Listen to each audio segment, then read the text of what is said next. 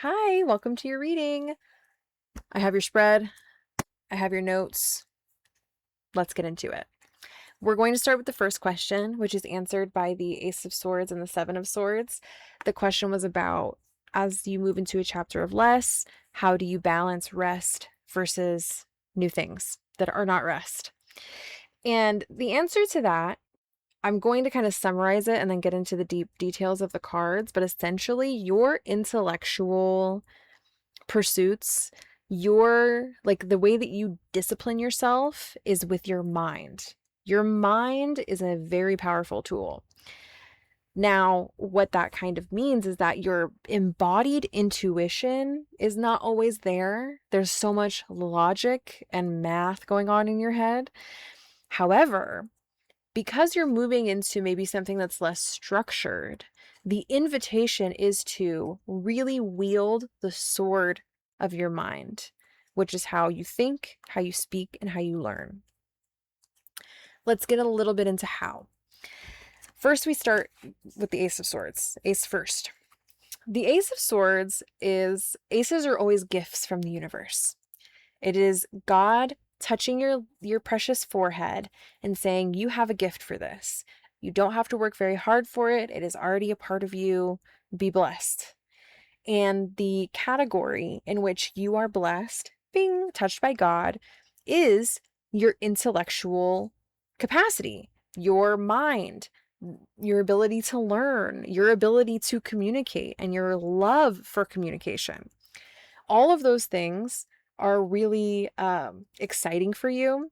And the invitation here is, if you're moving into a chapter of your life that has less structure, you don't necessarily have a schedule, you don't have really a plan, like you wake up in the morning and you don't have a plan, that does seem like something that would be challenging for you, unless you are holding yourself accountable and responsible to some kind of intellectual pursuit.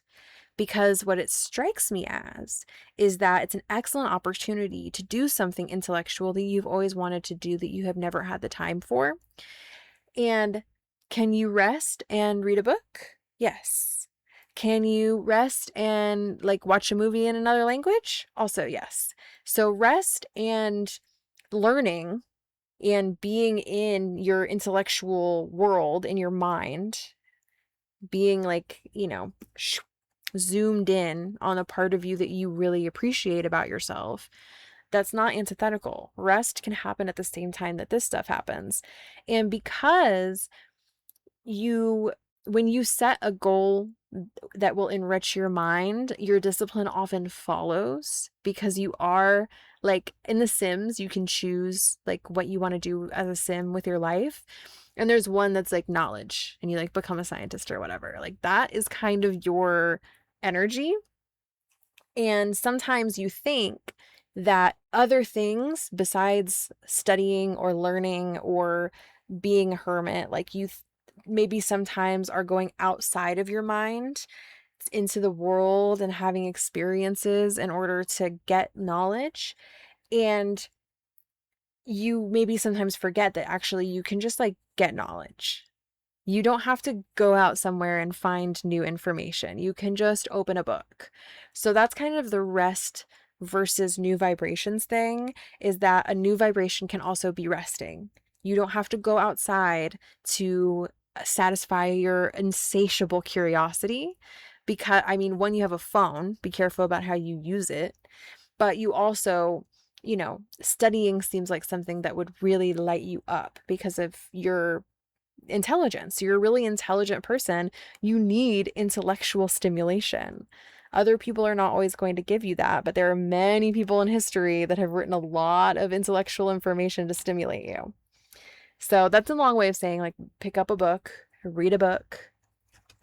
And then in the same question comes the Seven of Swords. And this is really interesting because this is about, here's the thing about the seven, is that it is the number of illusions. It's like this feeling that maybe there is a winner and a loser and you could be the winner, or there's a winner and a loser and you're always the loser. It's like that kind of binary around success and happiness and perfection and all of that. And it's in the swords. And we just spoke about the swords. That's how we think, how we speak, and how we learn. And it's when it's in the 7, there is a little bit of distrust of our own intelligence. And there is a little bit of like communication issues around paranoia, to be frank. Like 7 of Swords is paranoid as fuck. And it can sometimes be like people think it's the cheating card, or it's like somebody getting someone over or getting something over on someone. And in a way it is, but it is also about finding creative ways to do things, because when we think of cheating, we think of betrayal. But if I'm in a situation where there is a power dynamic that I simply cannot escape, then cheating is my only way to survive. And in an unfair power dynamic that I did not consent to, it is perfectly acceptable to cheat. And I'm talking about like cheating in a game, not cheating in a relationship. You know me. So I say all that to say, when we're thinking about 7 of Swords, we're thinking about the power dynamic of like, how can we be resourceful? But we're also thinking about ways that we can be really, really honest. So honest and so clear. What I wrote down is be brutally honest with yourself, not others. Because we're going to talk later. There's another card about honesty later where we're going to talk about how to be honest with others. But with yourself, be brutally honest. Do not look at your life through rose-colored glasses, because, and here's the other thing too, like, yes, be careful who you trust, but also this is what I kind of like want to tell you, is be careful about trusting the voice in your head, because you have a very wide inner monologue full of all of the people you have ever met and all of the information you have ever learned, and there's just data going off and like like you are thinking. It's not empty head up here. It is very full head. Now, does that lead you to want to empty your head? Yeah. But it's like when I say be careful who you trust, I'm saying be careful which voice in your head you listen to.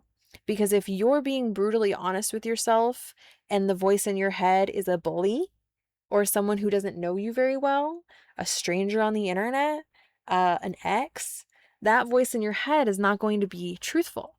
Even though you have the capacity for honesty, it's like Gemini energy. Like for Gemini energy, honesty is whatever is most true to you at the time. That's why Gemini energy is famous for lying. It's not because they're lying. They are seeing every version of the truth and picking their favorite version. Okay. So, and I looked at your chart, you have a little Gemini in there. Not, and I'm not saying that you're lying or that you're choosing your favorite version of the truth. I'm saying your mind is sometimes beating you up, making you feel in such a way that you're like, well, if my mind is going to be telling me all of this rude shit, I'm just not going to be honest with myself. I'm just going to be Delulu, make my own ideas about what reality is, which you are perfectly capable of. We're going to talk about that in a minute too. But let's answer this question that we're asking about balancing our rest versus our new vibrations. And it is find an intellectual pursuit to keep you busy. Enjoy your rest. Don't worry about your rest. Just think about, if you feel like your mind is hungry and your body is tired, you can rest your body and feed your mind. Just don't forget that. And then also, don't beat yourself up. Don't try to escape your head by constantly going so that you don't have to be in your head anymore. Instead, let's find a really nice relationship where we can trust what's going on in our mind. That's the advice for that one. Let me take a sip of water and we'll move on to question number 2. All right, question number 2. This is about guidance on gratitude versus lack. And I'll say in relationships. and polyamorous ones. Here's the dill pickle. You know me. I believe that everyone should be able to do whatever the fuck they want to do, and the only responsibility that we have is to one another. So being respectful is really important. And being in our integrity around consent, also very important, especially when we're dealing with like multiple relationships, right? And you got the Magician. And I'm going to tell you what I interpret for the Magician for your reading, but I just want to say that the Magician in the tarot is sometimes kind of a fuckboy and can sometimes get around. So I just thought that was funny. That's what I'm going to say about that. However, the Magician is about creating your own reality and experimenting. And just like with our answer to the last question, this question came out in twos, and I'm going to talk really deeply about the Magician first. The Magician is not only able to like conjure and summon and all of those things we think about when we think of witchcraft, the Magician is also able to like experiment and identify and try new things and like lay the ego down to like experience life as a human being. Because when you're embodied as the Magician, it is like your soul, has come here with the Fool. And then like, boom, you're a magician, you're embodied. You can eat fruit off the tree. You can go to a concert. You can watch YouTube videos. Like there's all of these incredible things that come with being a human being. And when you are the Magician, you don't become discouraged when you pick up a toy and put it down. You don't become, you don't have an ego around which experiments turn out to prove your hypothesis and which experiments do not. It is very much about being playful and experiencing things for the first time and saying like, okay, what does that do? Because the Magician has this table here with the pentacles, the swords, the wands, and the cups, which are all the suits in the tarot. And the Magician is saying like, okay, I'm going to pick up the sword and this happens. And then I pick up a cup and this happens.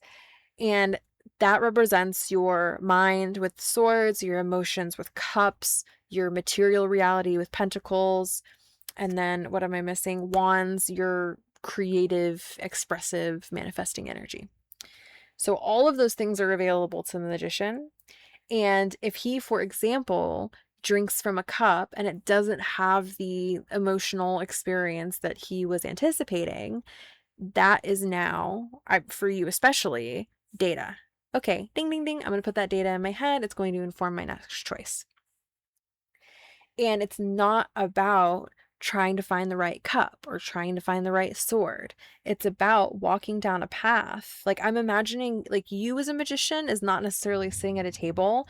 You are like walking in the woods and you're like foraging and picking up sticks and building little, rock castles and like really interacting with your environment and like manifesting something beautiful, because that's the kind of like manipulation of reality like that you have the ability to reach for. Whether or not you actually do it or you feel encouraged to, that's up to you. Now we got to be careful because I'm saying pick up and put down your toys, and we're talking about actual human beings and relationships, and you cannot pick up a person and put them down. You really have to be present for them, lean into what y'all both desire. However, if you can approach it more as experimentation with a person and not a stark negotiation, but a fun, playful conversation about what are the things that we both want or that we all want, and then what do we need to avoid so that we can make this spell, so we can manifest something, right? May not always be sexual, may not always be romantic, but it is always going to be data. If you have a conversation with someone, you are in relationship to them. You're not dating them. They don't owe you anything, but the person you're standing in line in front of, like That's the person that you're standing in line in front of. That's your relation to that person.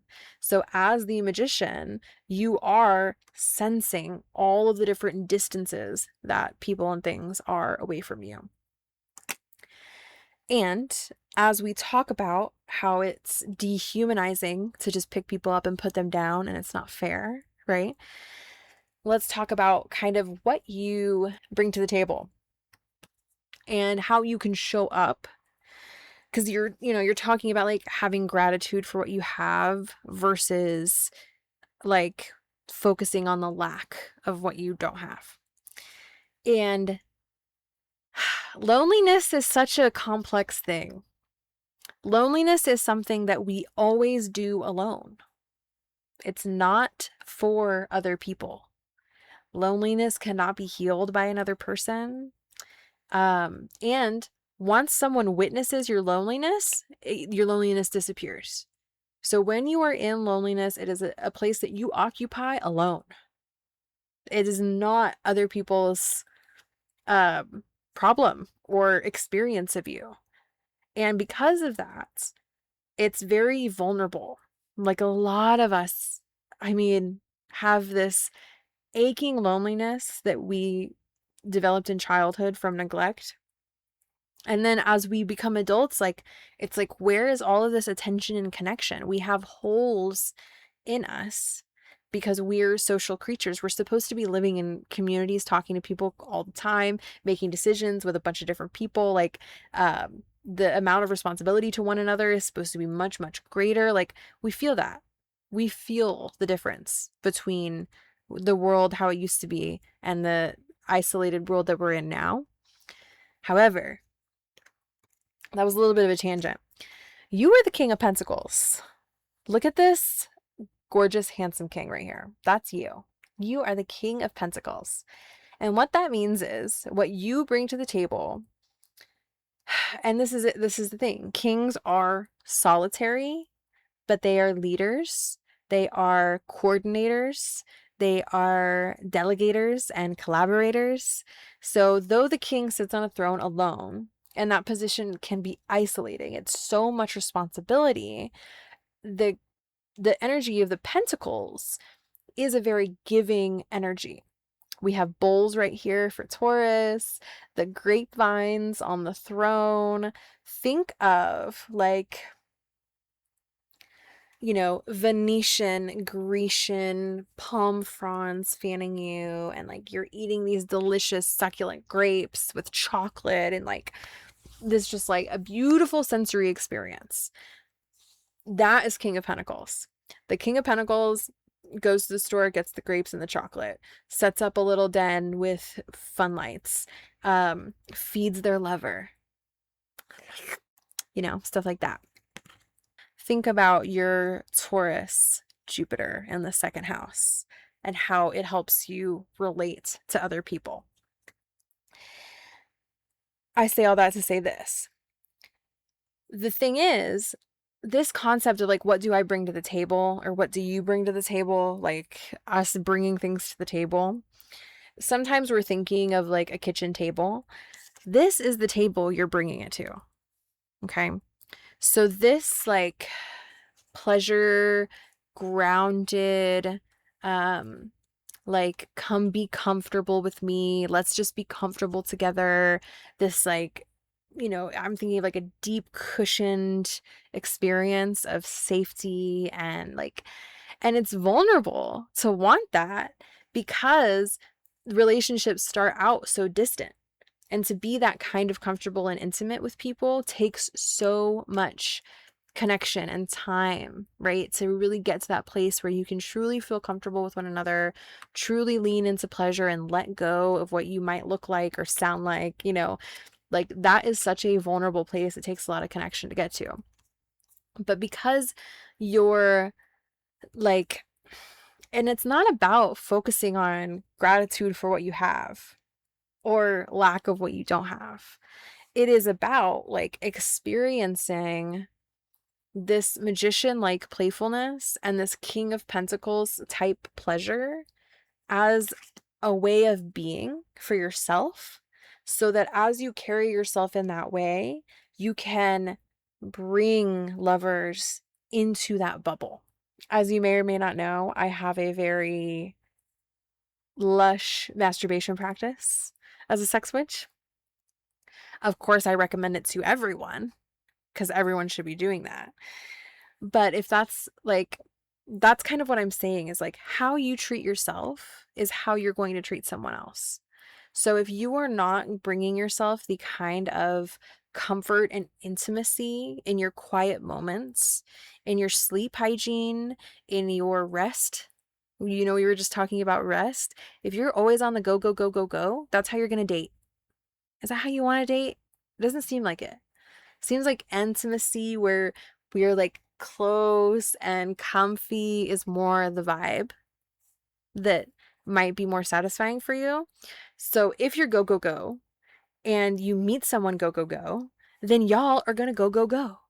But if you are comfort, pleasure, grounded, confident, salient, present, then the people that you meet in that state are going to be attracted to that. And it's like kind of this awkward, uncomfortable thing that we do about intimacy, which is that in order to meet people, we put on a show and then they get to know us and we become our real selves. And this is just the challenge of love in the modern world is like, how can you bring your real self, like the intimate self, closer to the skin so that it doesn't take much prodding. It doesn't take knocking down hard walls to get to that. All it takes is just like, maybe one more conversation to understand what it would be like to be truly intimate with you. I hope that makes sense. Excellent cards to get in a relationship reading. The Magician and the King of Pentacles. And now that we've answered both of those questions, we have concluded our reading. Thank you so much. Bye.